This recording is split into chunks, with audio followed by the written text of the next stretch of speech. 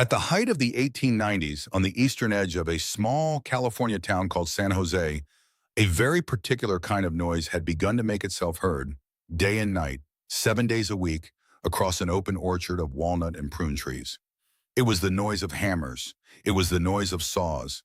It was the noise, above all, of a construction site that was, in the strict operational sense, larger than most of the small towns of the Santa Clara Valley, and that had been running, without a substantial interruption, for something like 10 years already.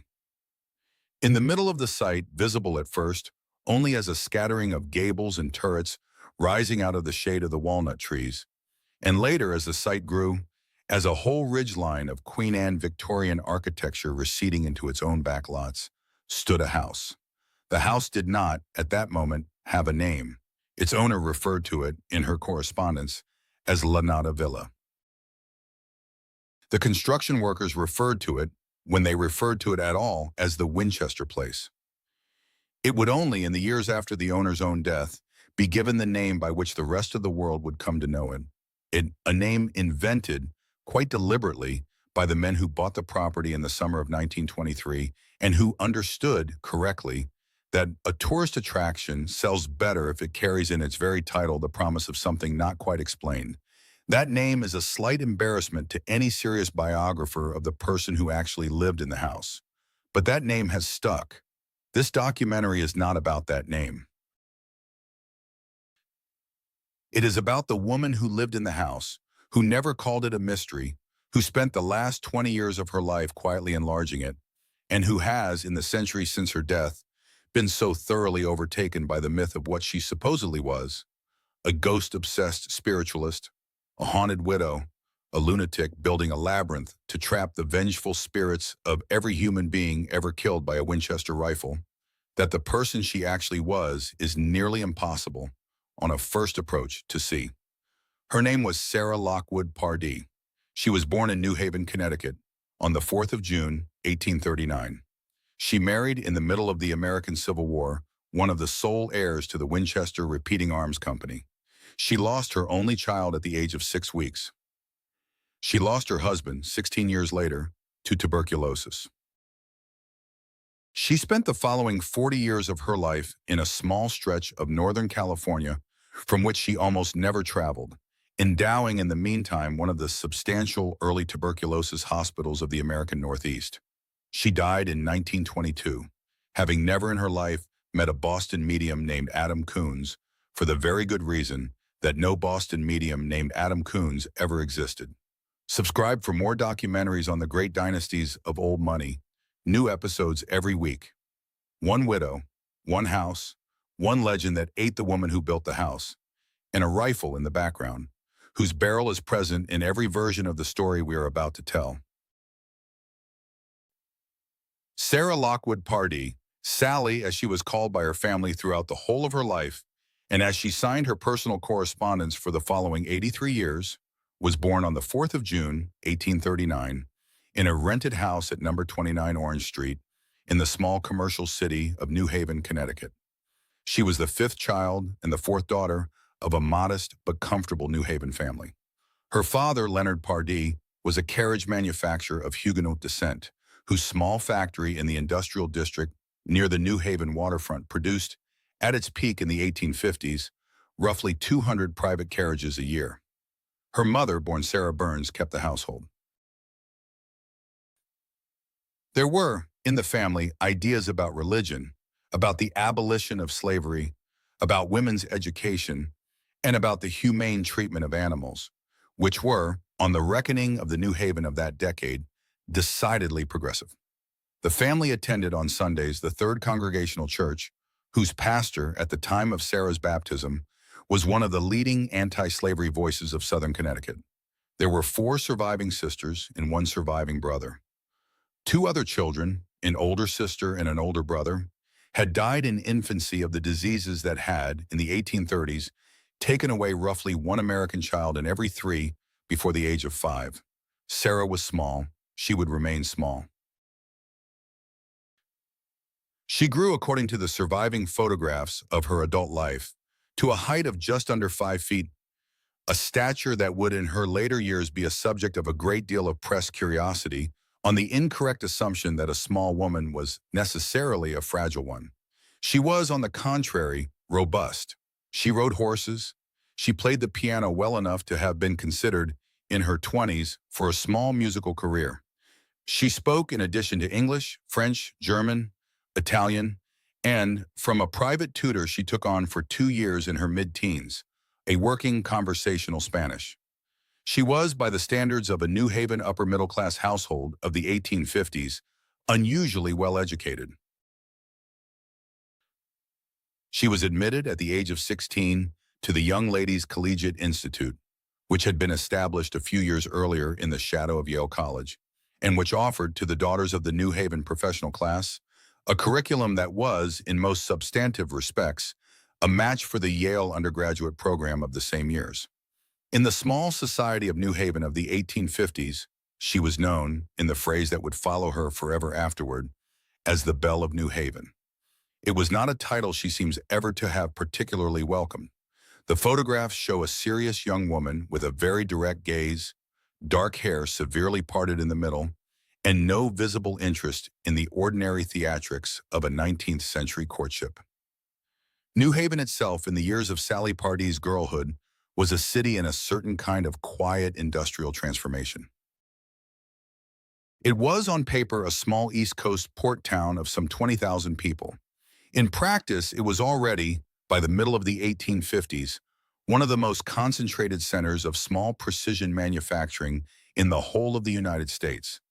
Its factories produced, along Chapel Street and along the waterfront, the small mechanical goods of a country that was, decade by decade, becoming a full industrial economy. Clock movements, sewing machines, corsets, cotton textiles, and, in a small factory on the north side of the city, cotton and linen shirts. That last factory was owned by a Boston-born businessman named Oliver Fisher Winchester. He had come to New Haven in 1848. He had been by then in the shirt business for the better part of a decade. And he had been quietly for 2 years, taking an interest that his fellow New Haven merchants regarded as unnecessarily speculative, in a small and struggling firearms concern that had been trying to develop, without much commercial success, a new kind of repeating rifle. Oliver Winchester's family lived at number 6 Court Street in New Haven, 4 blocks from the Pardee house on Orange Street. Oliver's only surviving son, William Wirt Winchester, born in Baltimore on the 22nd of June, 1837, and 2 years and 11 days older than Sarah, attended the same New Haven public schools as the Pardee children. Sarah and William, according to what little survives in the family correspondence, knew each other from childhood. There is no record of when exactly they began to see each other differently. There is, however, a record of when they were married. That date was the 30th of September, 1862, a Tuesday afternoon, in the drawing room of the Pardee house on Orange Street, some 6 weeks after the Union Army had been decisively defeated at the Second Battle of Bull Run, and some 8 weeks before Abraham Lincoln, in Washington, would sign the Emancipation Proclamation. Sarah was 23 years old. William was 25. The bride was, by the standards of the New Haven of the following autumn's newspaper coverage, marrying up. The Winchester family had, in the previous few years, begun to be visibly wealthy because the small firearms concern that Oliver Winchester had quietly bought into in the late 1850s was, by the outbreak of the Civil War, in a position to supply, at very substantial volume, the repeating rifle that would, over the following 4 years, transform the tactical arithmetic of the Union infantry. The Henry rifle and its later derivative, the Winchester Model 1866, would end the war on the Union side of the ledger, not because it decided any single battle, but because it demonstrated, decisively, that a single infantryman could now fire in a minute what a soldier armed with a muzzle-loading musket would fire in 10. The country would, over the following 40 years, know that weapon by the name of the man who had marketed it. That name was Winchester. And on the 30th of September, 1862, in a drawing room on Orange Street, Sarah Lockwood Pardee took it as her own. The first year of the marriage was quiet. Because of the wartime shortages of building materials, Sarah and William did not, as they had originally hoped, build a house of their own on Prospect Hill. They lived instead with William's parents at the Winchester family house on Court Street, 4 blocks from the house in which Sarah had grown up. William was, at that time, still formally an executive of the small shirt manufacturing company that Oliver had run since the late 1840s. In 1866, Oliver formally spun off the arms division of his business as the Winchester Repeating Arms Company. William sold his interest in the shirt company and moved across into the arms company as its secretary, and on the strict operational side of the accounts, as its treasurer, the role he would hold uninterruptedly until his death. In the same summer that William took up his new post at the arms company, a daughter was born to Sarah. Her name was Annie Pardee Winchester. She was born on the 15th of June, 1866. She was, according to the surviving records, a small, quiet baby. She was baptized in the family tradition at the Third Congregational Church of New Haven on a Sunday morning 3 weeks after her birth. She lived altogether for 40 days. Marasmus is the name that 19th century pediatricians gave to a form of severe wasting in infants whose bodies could not, for reasons that the pediatricians of the 1860s did not yet understand, absorb the protein of their mother's milk. In modern pediatric medicine, the term covers a family of metabolic conditions of which some are now treatable. In 1866, none were treatable. Annie Pardee Winchester, over the course of her 5th and 6th weeks of life, lost the ability to feed. She lost the ability to be woken. She died at the Court Street house on the 25th of July. Sarah was 27 years old. She did not, in the surviving family record, speak much about it afterward.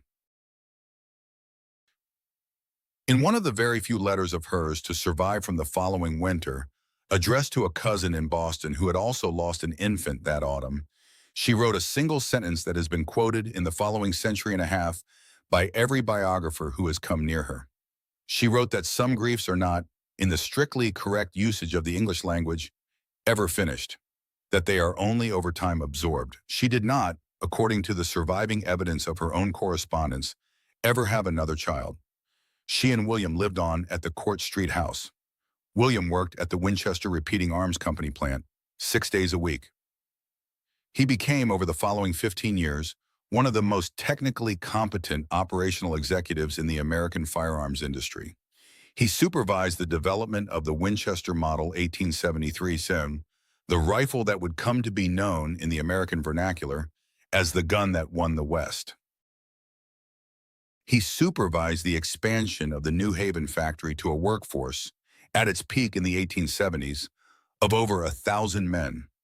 He was, in the ordinary business language of the industry, a very competent second-generation heir. He was also, from some time in the middle of the 1870s, seriously ill. He had contracted, at what age is not now recoverable, pulmonary tuberculosis, the wasting bacterial infection that was, in the medicine of the late 19th century, both untreatable and, for a substantial fraction of those who contracted it, ultimately fatal. He concealed the diagnosis from all but his immediate family for a number of years. He worked through it. Sarah, on the surviving reports of those who saw the household in that period, nursed him at home, a role that in the medicine of the 1870s fell almost invariably to the wife, and that required, in the case of pulmonary tuberculosis, an unusual degree of physical proximity to the patient in the closing months of the illness. She did not, herself, ever develop the disease. Oliver Winchester, William's father, died at the family house on Court Street on the 10th of December, 1880. He was 70 years old. He had by then built the Winchester Repeating Arms Company into one of the largest single-product manufacturers in the northeastern United States, and had, in his later years, served a single term as the lieutenant governor of the state of Connecticut.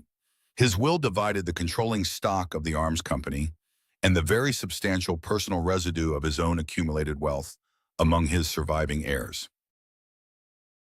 The bulk of it went to William. William, on the day he inherited it, was too ill to walk unaided from one room of the Court Street house to another. He lived for 3 months and 3 days more. He died on the 7th of March, 1881. He was 43 years old.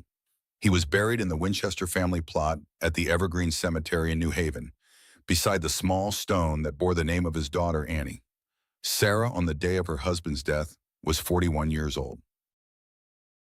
She was, by any reasonable estimate of what William and Oliver had left her, one of the wealthiest widows in the state of Connecticut. And because she had inherited, in addition to her personal cash bequests, 777 shares of Winchester Repeating Arms Company common stock, in a corporation whose outstanding shares numbered fewer than 1,600 wives, the effective co-owner, with William's sister Hannah and Hannah's husband, of one of the great industrial fortunes of the American arms industry. She was, by the standards of any of the New Haven households she had known in her girlhood, unimaginably wealthy. She was also, in the two most important respects, alone. For the first 3 years after William's death, Sarah remained in New Haven. She lived at first at the Court Street house, whose ownership had passed to her under the terms of William's will. She oversaw from a small office off the Court Street parlor the affairs of her substantial share of the Winchester Repeating Arms Company, a role she took considerably more seriously than the ordinary widow of an American industrialist of her generation took the affairs of the corporation she had inherited into. She corresponded at first weekly and then more or less daily with the successor managers at the New Haven factory. She read the balance sheets. She attended, on request, the board meetings for which her presence was required by the company's articles of incorporation. She did not, in any sense that the following generations of her mythologists would come to accept, walk away from the arms business. On the contrary, she remained, until the day of her own death 40 years later, one of its largest single shareholders and one of its most consistently interested private owners. She was, at the same time, extremely unwell. She had begun to suffer in the years of William's decline from a form of joint pain that would in due course be diagnosed as severe rheumatoid arthritis. The condition had progressed steadily. By 1883, she had lost the ability to write for more than about 10 minutes at a stretch without severe pain in her hands. By 1884, she required assistance to descend a full flight of stairs. Her physicians in New Haven, unable to recommend any effective medical treatment for a condition whose pathology would not begin to be understood for another 60 years, recommended what physicians of the Gilded Age recommended, in the absence of any better idea, to almost any wealthy patient with a chronic complaint. They recommended a change of climate. Sarah's mother, Sarah Burns Pardee, died in New Haven in the spring of 1884. She had been ill for many months. Her death removed the last of the immediate reasons for which Sarah had remained in Connecticut. Two of Sarah's 4 surviving sisters had by then already moved to California, one of them, Isabel Merriman, to a house in the small East Bay town of Oakland, from which she corresponded weekly with her sister on the East Coast, and to which she began to write, in the spring of 1884, an increasingly insistent series of letters urging Sarah to consider joining her. The California climate, Isabel wrote, was gentle. The winters, she wrote, were mild. The land was cheap. Sarah, Isabel wrote, could take a year to travel, could visit, could settle, could, at the very least, escape the specific brutality of the New Haven February. Sarah did what a wealthy Victorian widow with substantial arthritis and no remaining domestic obligation in the town of her birth conventionally did in the 1880s. She traveled. She went first to Europe. She spent, according to what can be reconstructed from the surviving hotel receipts among her papers, a substantial part of the autumn of 1884 in Paris, in the winter and following spring in Rome and Florence. She returned briefly to New Haven in the summer of 1885. She left again, later that year, for California. She did not, at the time she left, know with any certainty that she was leaving for good.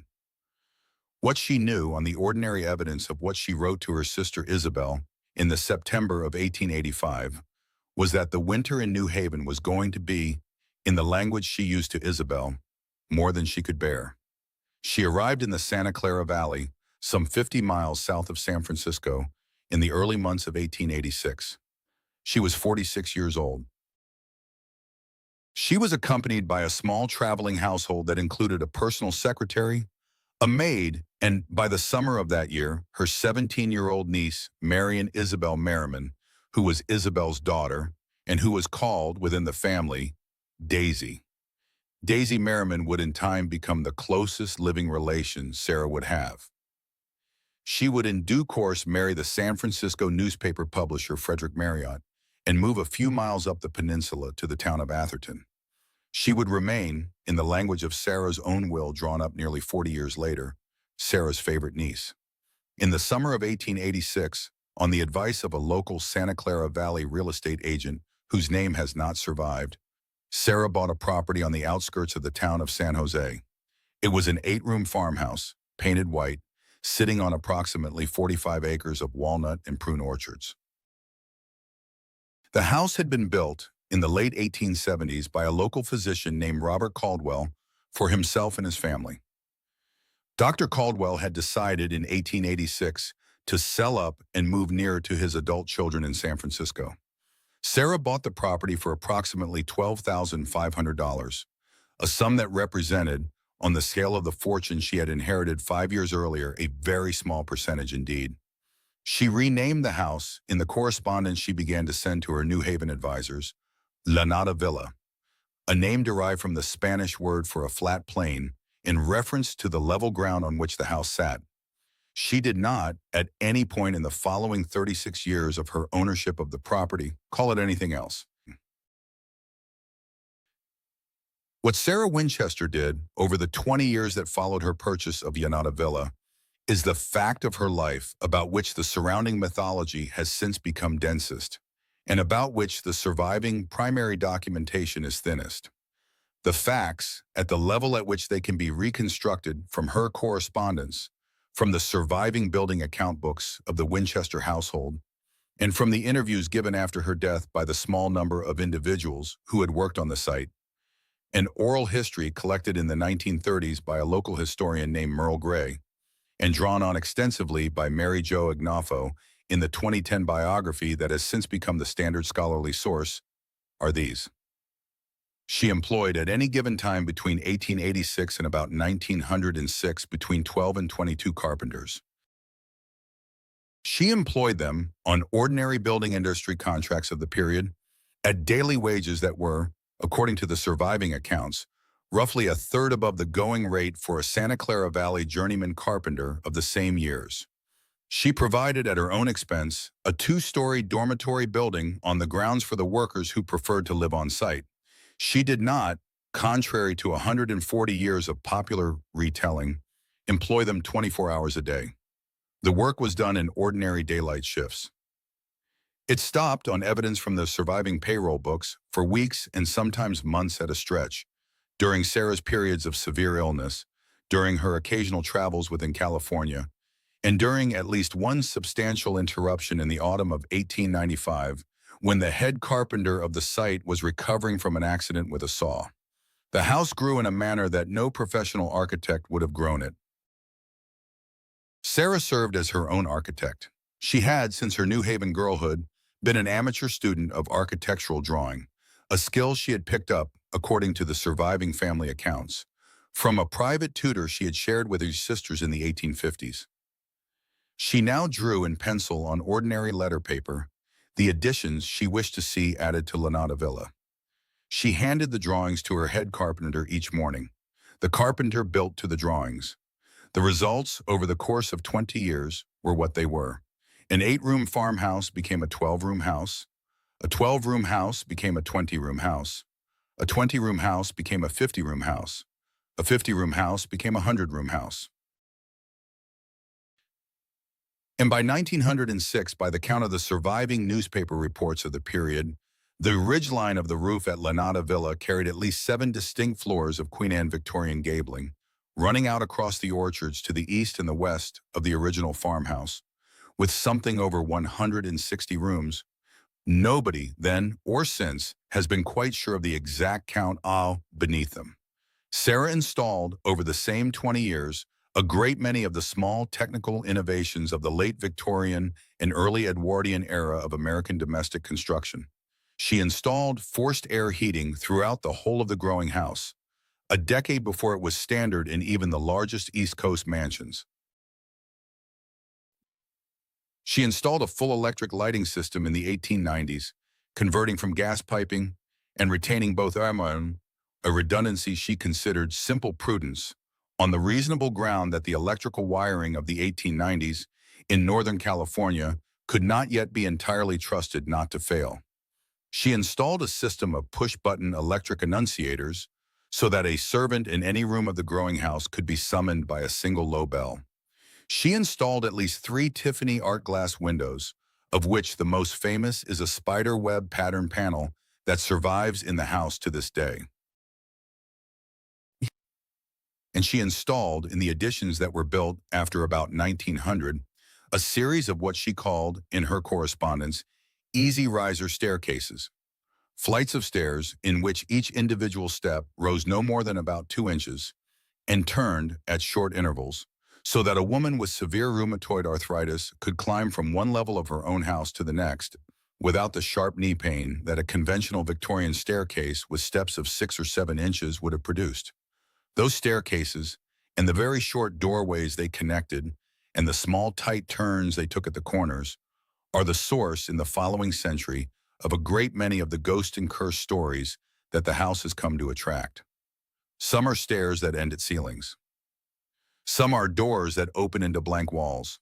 Some are stairs of 44 small steps that ascend, in total, a mere 9 or 10 feet from ground floor to first floor above. None of them, on the sober documentary record recovered by Ignofo, and by the small number of other serious historians who have since worked on the house, has anything to do with spirits.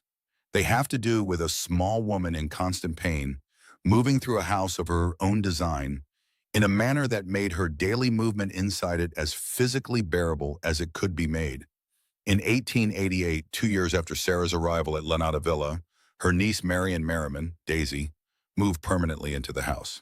She was 19. She would remain, in the practical sense of who ran the day-to-day non-carpentry side of the household, Sarah's chief administrative assistant for the following 15 years, corresponding on Sarah's behalf with the Winchester Repeating Arms Company in New Haven, with the family lawyers, with the bankers who managed Sarah's very substantial investment portfolios, and with the various philanthropic and civic bodies to whom Sarah, in these years, was beginning to direct her small but steadily growing charitable giving. Daisy Merriman married the San Francisco newspaper publisher Frederick Marriott in 1903. Sarah bought her, as a wedding gift, a house in Atherton, paid for in $10,000 in gold coin, according to the family history, some 20 miles up the peninsula from Lanata Villa. Sarah's constant companion in the household, for the same 2 decades and afterward, was a woman who has since acquired a small importance of her own in the Winchester bibliography. Her name was Henrietta Severs. She had been hired in New Haven in 1882 as a professional companion, the mid-Victorian equivalent of what a later century would call a private duty nurse, and she had followed Sarah to California in 1886. She would remain with Sarah in continuous employment for nearly 40 years. She would, after Sarah's death, be one of the first people the American press would attempt to interview about her mistress's supposed spiritualist beliefs. Henrietta Severs would, on every one of those occasions, deny, in the flattest possible language, that Sarah Winchester had ever expressed to her, in nearly 40 years of daily proximity, the slightest interest in spiritualist practice. Henrietta Severs, in the flat sentence quoted by the local historian E.T. Rambo in a small newspaper piece printed in San Jose in the 1930s, said only a Miss Sally was a private woman. She was not a superstitious one. The hostile press, however, had already begun. By the middle of the 1890s, small local papers in San Jose and in San Francisco had begun to run occasional stories about the strange widow with the endlessly growing house. The stories tended, in a way that a modern reader would recognize from the tabloid instincts of any period, to say considerably more about the taste of the readers than about the character of the subject. Sarah was described variously as a recluse, as a spiritualist, as a woman who consulted a seance chamber every midnight for the following day's building plans, as a woman who had built a room with 13 windows and 13 wardrobes for the specific purpose of confusing the ghosts of the Sioux warriors killed by Winchester rifles in the American West.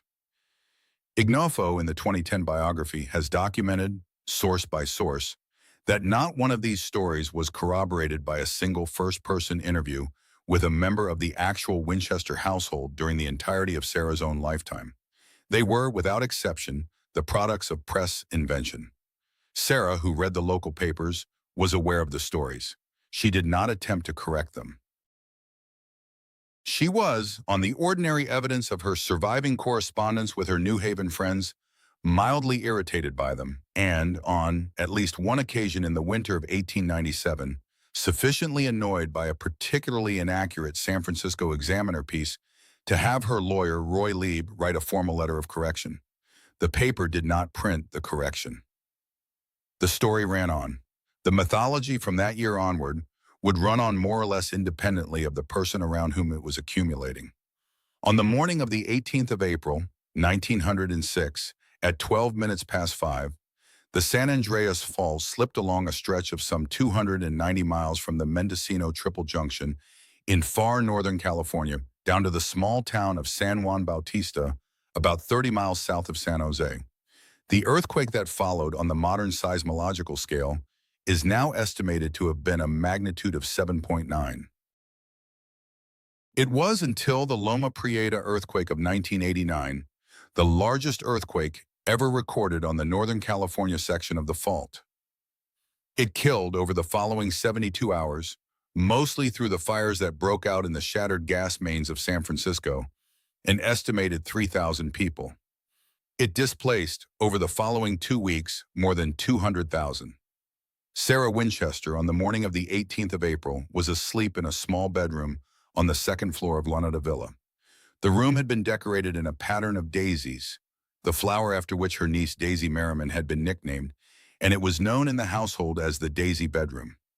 The shaking of the earthquake, according to the account Sarah gave several days later to a physician who visited her at La Nada Villa, threw her from the bed onto the floor.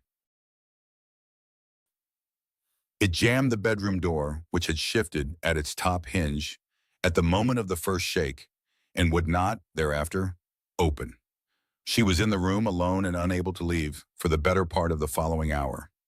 When one of her carpenters at last arrived at the door with a small crowbar he had had to obtain from the tool shed at the back of the property, and forced the door open, Sarah, who had by then dressed herself with considerable difficulty in the ordinary clothes she wore for a working day, walked out onto the landing without any visible sign of distress and asked, according to the carpenter's later recollection, only whether there had been any injuries among the workmen on the site.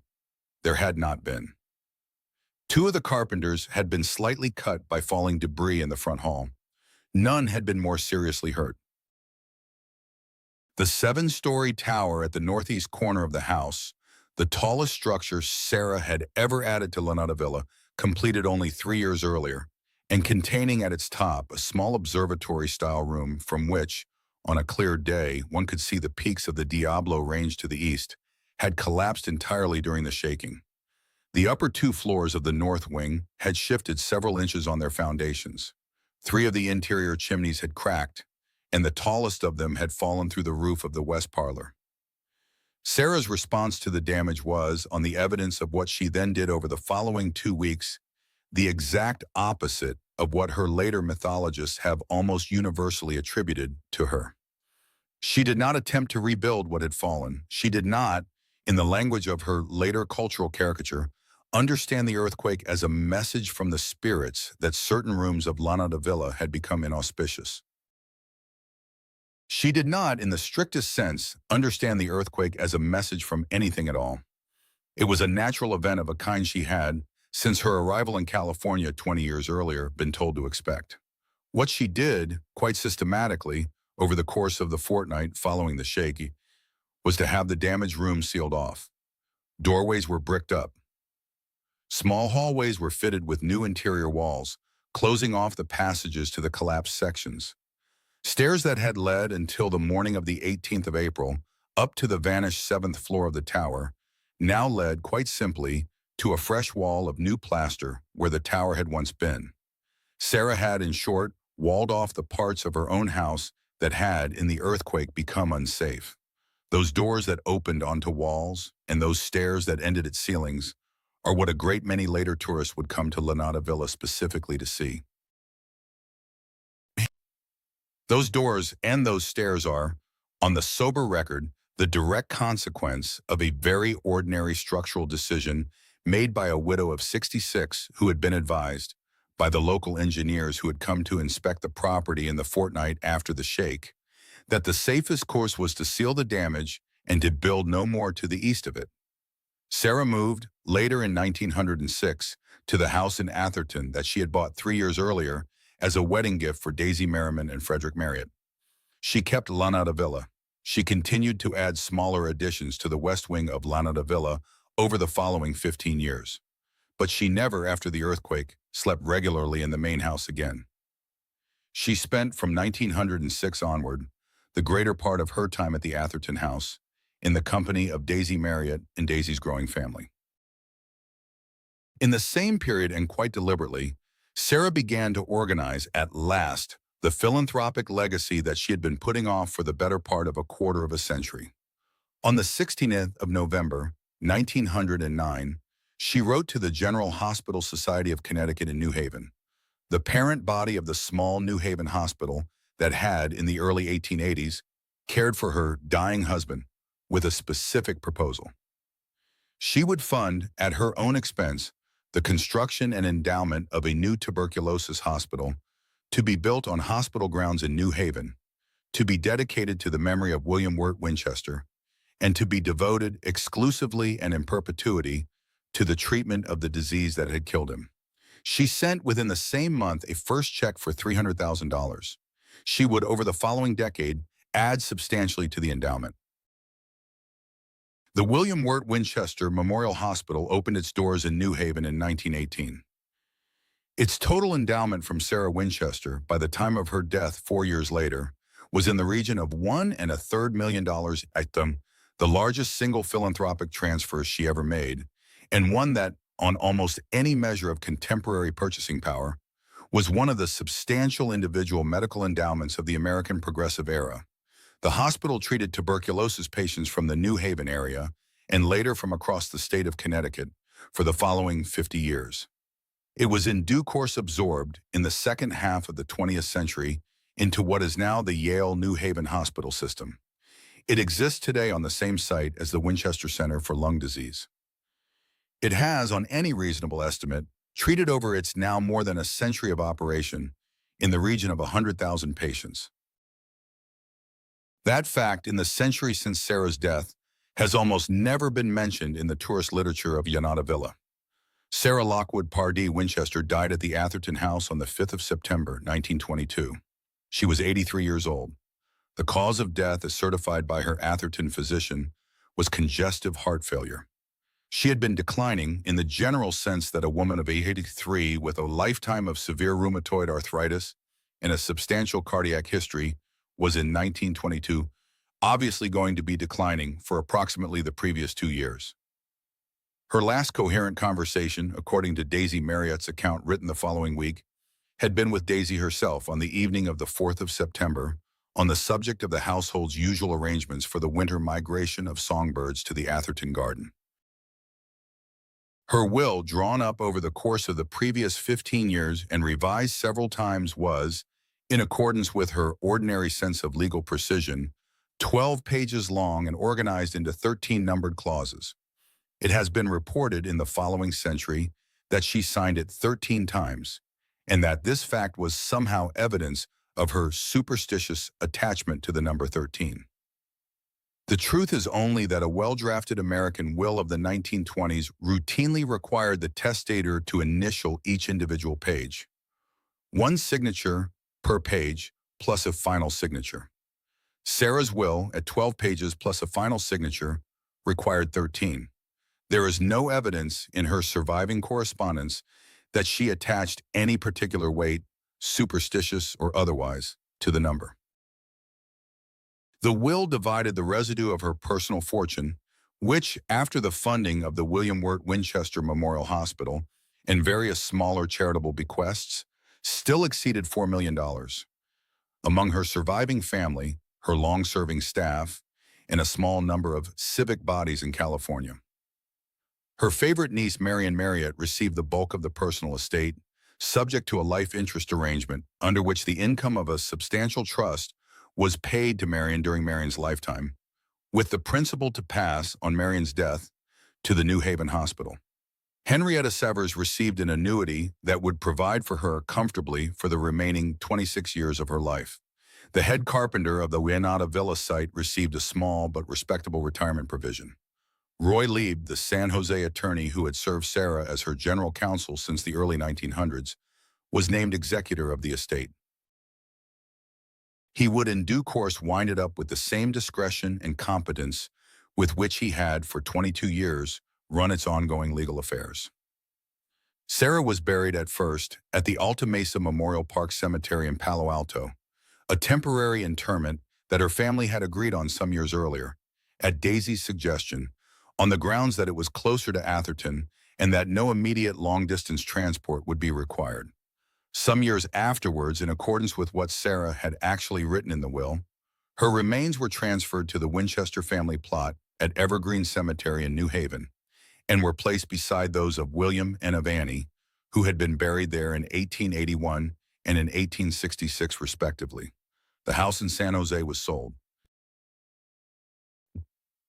It sold in the summer of 1923, the first summer after Sarah's death, for $135,000 to a group of local Santa Clara Valley investors who had incorporated themselves for the purpose as the Winchester Investment Company. Their intention,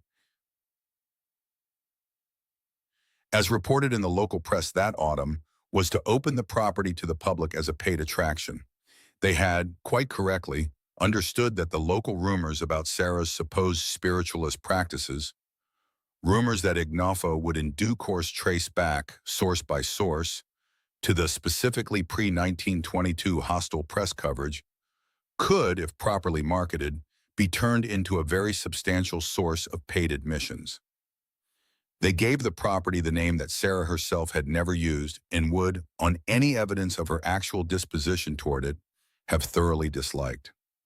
They called it the Winchester Mystery House. The house opened to the public in the winter of 1923. It has been open continuously ever since.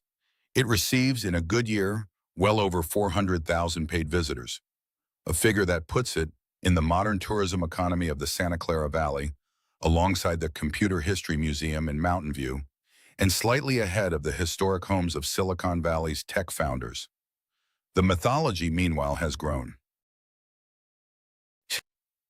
The founding text of the Ghost and Curse version of the story that most present-day American visitors will hear on the tour, that Sarah Winchester, in the year after her husband's death in 1881, traveled from New Haven to Boston to consult a spiritualist medium named Adam Coons, and that Adam Coons told her that the vengeful ghosts of every person ever killed by a Winchester rifle would follow her for the rest of her life unless she built a house for them to live in, and that she must never, on pain of her own death, cease construction on that house, is a book called Prominent American Ghosts. It was published in 1967, 45 years after Sarah's own death, by a psychic researcher and author named Susie Smith. There is no evidence in any of the surviving Winchester family papers, or in any of the New Haven spiritualist directories of the 1880s, or in any of the Boston city directories of the same decade, that a Boston medium named Adam Coons ever existed. The character appears to have been invented, in whole cloth, by Smith. He has been elaborated on, in the intervening 60 years, by a great many popular ghost tour writers, a horror film released by CBS Films in 2018, and starring the British actress Helen Mirren in the title role, and because ghost stories will always find an audience that wants to hear them, by a substantial fraction of the tour guides at the house itself. The corrective biography, when it appeared very late. Mary Jo Ignafo's captive of the labyrinth, Sarah L. Winchester, Heiress to the Rifle Fortune was published by the University of Missouri Press in 2010, 88 years after Sarah's own death. Ignoffo had spent, by the time of the book's publication, the better part of 15 years working through the surviving Winchester family papers, the Los Altos History Museum archives, the New Haven Historical Society archives, the surviving correspondence of Daisy Marriott, the surviving correspondence of Henrietta Severs, and one archival source at a time, every one of the primary documentary sources on which the Adam Coons legend and its many companion myths had, over the previous century, purported to rely. She found in that time not one document that supported the legend.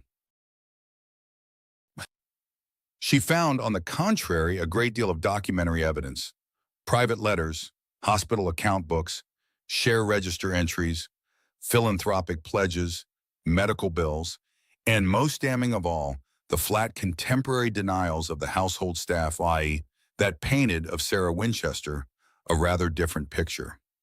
It was the picture of a small, private, unusually intelligent widow in constant physical pain, who had inherited a considerable share of an American arms fortune, who had never emotionally recovered from the deaths of her daughter and her husband, who had spent 40 years quietly building and rebuilding an eccentric California house, because building was, for her, an intellectual and physical occupation that filled the days, and who had, in the last decade of her life, put a very substantial fraction of her remaining fortune into a New Haven hospital that has since been treating lung disease for over 100 years. The mythology, unfortunately for Sarah, has continued to sell tickets.